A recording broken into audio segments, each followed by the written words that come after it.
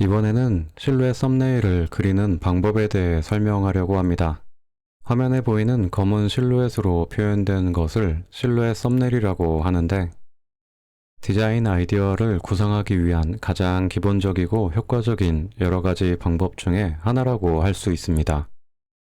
이 실루엣 작업을 하는데 필요한 브러쉬들은 크리타의 실루엣 썸네일용 커스텀 브러쉬 만들기라는 영상을 참고하시면 됩니다. 커스텀 브러쉬들 이외에도 함께 사용하는 몇 가지 기능을 좀 더 설명드리면, 브러쉬 사용 중간에 라인 툴을 사용하여 직선 긋기도 사용되며, 박스 형태로 채워주는 사각 툴도 사용하면 편리합니다. 그 외에도 대칭인 건물이나 오브젝트를 그릴 때에는 좌우가 대칭이 되도록 그려주는 기능도 사용하면 편리합니다.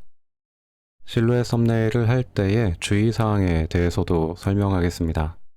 화면 좌측 아래의 집은 처음 그리시는 분들이 많이 하시는 실수들 중에 하나의 예시입니다. 우선 사람과 집의 크기를 설득력이 적게 그리는 경우입니다. 작지 않은 집을 목표로 한다면 침실, 부엌, 화장실 등 사람이 집 안에 들어가서 생활하기에 충분한 크기를 고려하는 것이 좋습니다. 다음은 실루엣에서 창문을 표현한다는 의미는 집 전체를 터널처럼 관통하는 경우에만 표현하는 것이 좋습니다. 일반적으로는 그렇지 않은 경우가 더 많기 때문에 창문은 관통하는 경우가 아니면 가급적 표현하지 않는 것이 좋습니다. 그 다음은 디테일 표현이 적은 경우입니다. 위의 예시와 비교해 보시면 아래의 경우는 너무나도 표현이 간략한 편이라고 할 수 있습니다. 좀 더 사실적인 그림은 좀 더 많은 정보들을 포함하게 되므로 자료들을 참고하면서 좀 더 세심한 아이디어들까지 담아내도록 노력하는 것이 좋습니다. 다른 설명은 우측 아래의 빈 공간에 그리면서 설명하도록 하겠습니다. 그릴 때에는 보시는 것처럼 바닥을 먼저 직선으로 그리고 사람을 추가한 상태에서 크기를 비교해 가면서 그리시면 좋습니다. 처음 시작할 때 스케치하듯이 그려서 빈 공간을 채우기보다는 크게 덩어리를 박스로 채운 뒤 부분 모양을 만들어 가면 좋습니다.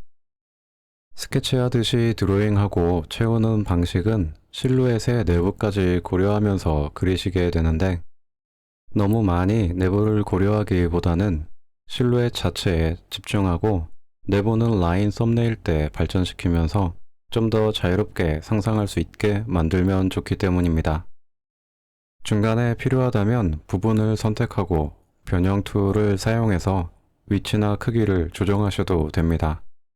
그래서 사실 그린다라는 표현보다는 만든다라고 생각하셔도 좋습니다.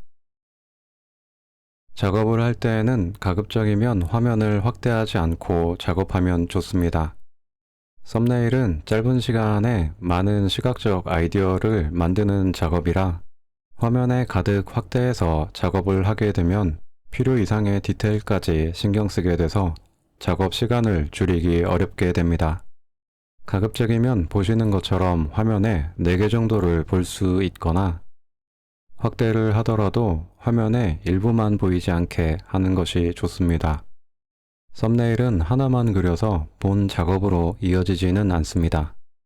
보통은 3개 이상을 그려서 선택하거나 조합하여 만들게 되는데, 하나에 너무 많은 정성을 들이면 시간이 오래 걸리게 됩니다.